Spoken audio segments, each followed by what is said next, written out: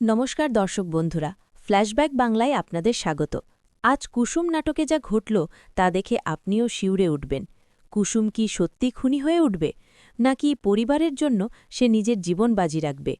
আজকের ভিডিওতে আমরা ২৬৬ নম্বর পর্বের প্রতিটি মোড় বিশ্লেষণ করব। আমরা দেখেছি মেঘা কিভাবে কুসুমের বিরুদ্ধে একের পর এক চাল চালছে, কিন্তু ২৬৬ পর্বে কুসুম আর চুপ থাকল না।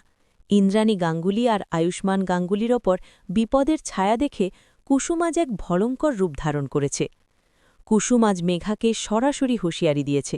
সে বলেছে, এই পরিবারের দিকে যদি কেউ চোখ তুলেও তাকায়, তবে কুসুম সরকার সেই চোখ অন্ধ করে দেবে। এই সংলাপটি প্রমাণ করে কুসুম এখন এই বাড়ির অঘোষিত রক্ষক। আয়ুষ্মান কি তবে কুসুমের এই রুদ্ররূপ দেখে তার ওপর আরও ভরসা পাবে, নাকি মেঘা আবারও আয়ুষ্মানের কানে বিষ ঢালবে? আমাদের বিশ্লেষণ বলছে, আয়ুষ্মান ধীরে ধীরে কুসুমের সততা বুঝতে শুরু করেছে। ২৬৬ নম্বর পর্বের প্রমোতে কুসুমের এই হুঁশিয়ারি আমাদের জানিয়ে দিচ্ছে যে লড়াই এবার সামনাসামনি। আপনাদের কি মনে হয়, কুসুম কি পারবে তার পরিবারকে বাঁচাতে? কমেন্টে জানান। ভিডিওটি ভালো লাগলে লাইক দিন এবং ফ্ল্যাশব্যাক বাংলাকে সাবস্ক্রাইব করুন। দেখা হচ্ছে পরবর্তী আপডেটে। ধন্যবাদ।